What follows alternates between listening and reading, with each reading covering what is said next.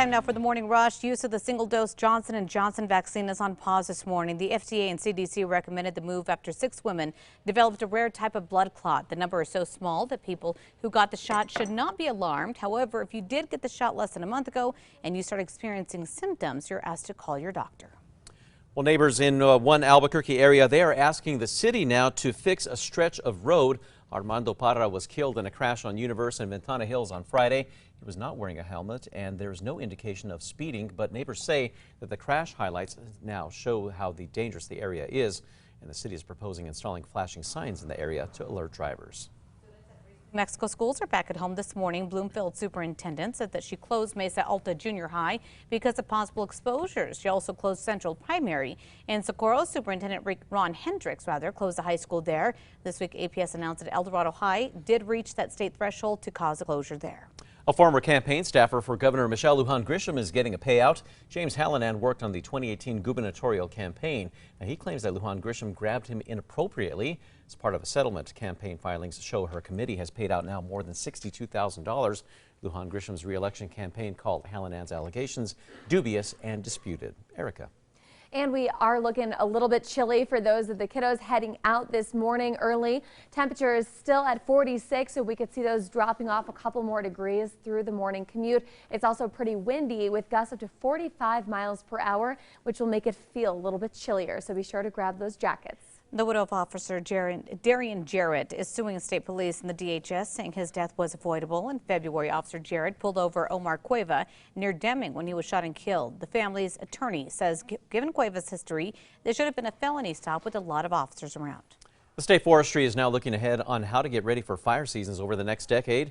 The state's new forest action plan includes some methods with controlled burns and reducing fire fuel near power lines. The Forestry Division says that they are also focusing on areas with high fire risk that supply water for locals and wildlife habitats. UNM is considering raising tuition once again. Regents discussed a possible 2.2% hike for most students yesterday. That's about $270 more per year for full-time in-state undergrads. Officials say it would bring in more than $2 million to help pay for staff raises and campus maintenance. The regents are expected to make a decision next month. While restaurants are now required to keep tabs on who dines in, some say that they're not sure if the state is using the data for contact tracing. Many restaurants say that they've never gotten a call from the state asking for those lists. That's even after customers have tested positive for coronavirus. The DOH says that restaurants are occasionally called by the state's Epidemiology and Response Division during the contact tracing investigations. Adult rec sports are coming back for the first time in more than a year. Mayor Tim Keller says softball will return first. More sports could follow this fall. Mask wearing and social distancing is required in dugouts. Teams can register on a first-come, first-served basis beginning April 19th. Erica. And it's a windy one out there this morning. Our Metro Threat Index moderate because stuff's still blowing around with 45-mile-per-hour gusts, but we will see slightly lighter winds throughout the day. A new report shows New Mexico is the state with the highest number of people without proper internet access. The Biden administration released the state-by-state stats yesterday. By their estimates, 22% of New Mexicans live in areas where there's no broadband infrastructure.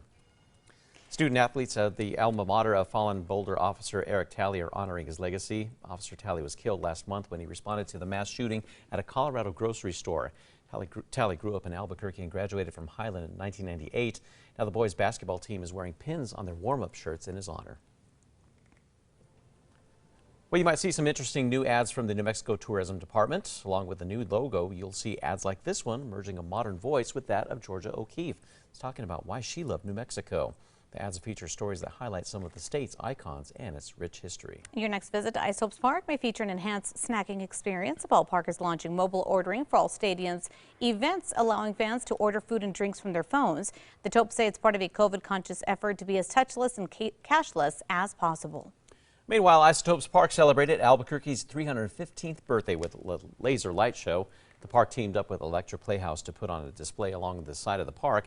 That was for anyone passing by to enjoy. Events and deals celebrating the city's big 315 are happening around the town for the next couple of weeks. And here's a look at the traffic maps. The roads are clear, no accidents or slowdowns to report. And here's a look at Tracker West on I-40 at Carlisle. Looking at our typical traffic under partly cloudy skies with strong winds. New Mexico State Police is trying to connect to a younger audience by jumping on TikTok. Their first video shows a female officer getting dressed and ready for work.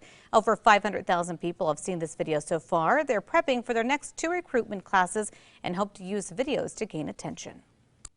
Welcome back. On this day in 1970, there were 100-mile-per-hour wind gusts in Gallup. This caused damage to homes, power lines, trees, and it even flipped 2 planes at the airport, one of which was in the process of making a landing.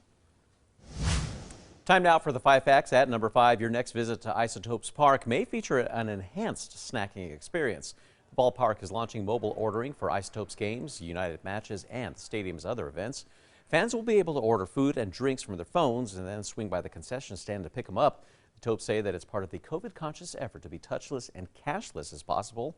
Traditional ordering at the counter will still be available. Number 4 now, New Mexico State Police is trying to connect to a younger audience by jumping on the popular app TikTok. Their first video was posted just a few weeks ago showing a female officer getting dressed and ready for work. Today, over 500,000 people have seen that video so far and counting. Right now, they're preparing for their next 2 recruitment classes and hope to use the videos to gain attention and bring in younger recruits. And here's a look at our wind planner for today, because wind is going to be a big story again through the morning commute. It should eventually calm down during the day with gusts up to around 30 miles per hour. And number 2 now, neighbors in one Albuquerque area are asking the city to fix a stretch of road after a 13-year-old was killed while riding his dirt bike. Armando Parra was in a crash on Universe and Ventana Hills on the west side on Friday.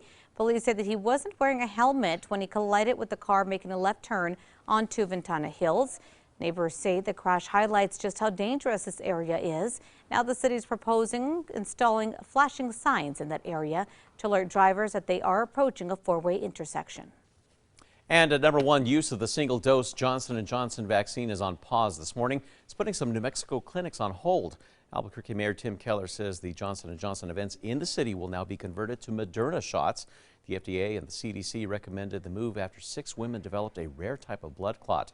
Health experts say that if you did get the shot less than a month ago and you experienced the symptoms of a severe headache, leg or abdominal pain, and shortness of breath, you're asked to call your doctor immediately.